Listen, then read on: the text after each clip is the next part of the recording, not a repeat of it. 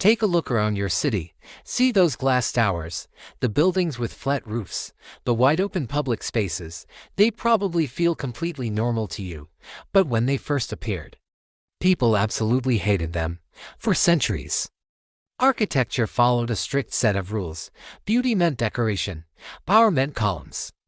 Tradition meant copying the past. So what happened? How did architecture suddenly abandon thousands of years of tradition and embrace simplicity? This is the story of how modern architecture broke all the rules and completely reshaped the world we live in. Before the 20th century, buildings were designed to impress. Architects looked backward for inspiration to ancient Greece, Rome, and classical Europe. Cities were filled with ornate facades, decorative columns, and intricate sculptures and carvings. Even brand new buildings were designed to look old. A bank might look like a Greek temple.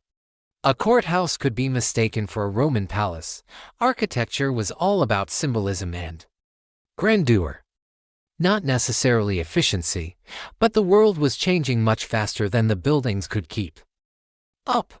The Industrial Revolution completely transformed society. Factories sprang up everywhere, cities expanded at an incredible rate, and millions of people moved into these growing urban centers. This era also brought us revolutionary new materials, strong steel frames, versatile reinforced concrete, and massive sheets of glass. For the first time, these materials made it possible to build taller, lighter structures. Yet, for a while, architects kept decorating these modern marvels as if they were ancient monuments. A few forward thinkers started to question this contradiction. Why had a strong steel frame behind a heavy stone facade? Why add pointless decoration to buildings that were meant to be practical and functional? Why design for the past when you should be building for the future? The rebellion started quietly. The American architect Louis Sullivan introduced a simple but radical idea: form follows function. This meant that a building's design should be dictated by its purpose, not by what history expected it to look like. This single phrase lit a fire. Soon after, architects across Europe and America started pushing this idea even further. In the United States, Frank Lloyd Wright began designing homes with open, flowing spaces that were inspired by nature. In France, Le Corbusier famously imagined homes as efficient machines for living.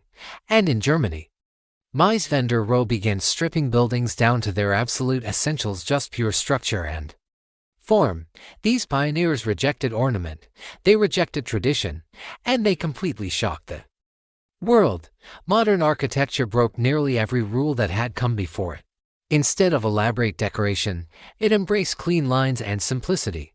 Instead of rigid symmetry, it prioritized function. And instead of thick, heavy stone walls, it used vast expanses of glass and steel. The key changes were dramatic. We saw flat roofs replacing domes and arches. We got open floor plans instead of a series of small, boxed-in rooms.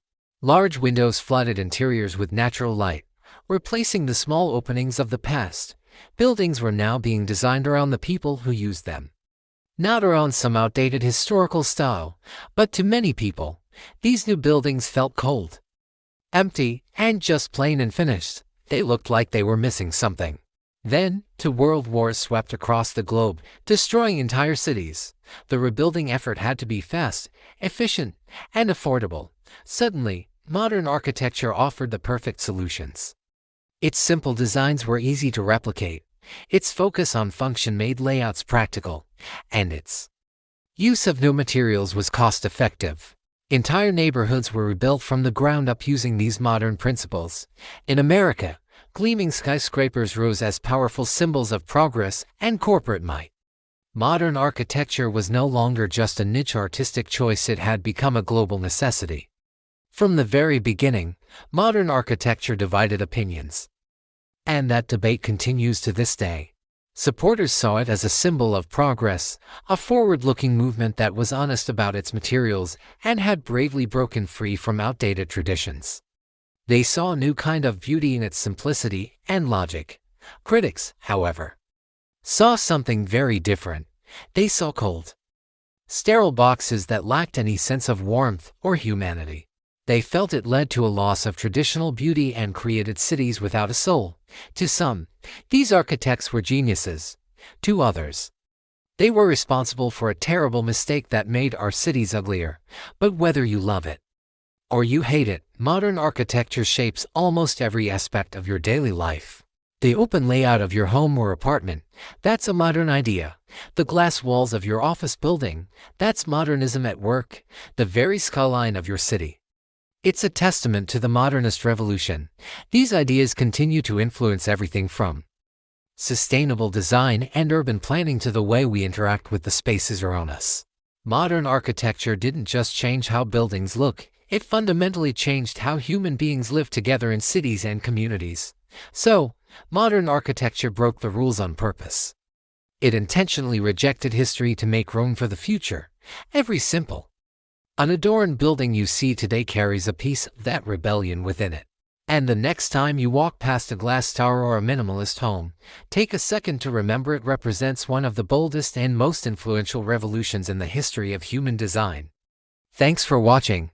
If you enjoyed this, don't forget to like and subscribe for more stories about the world around us.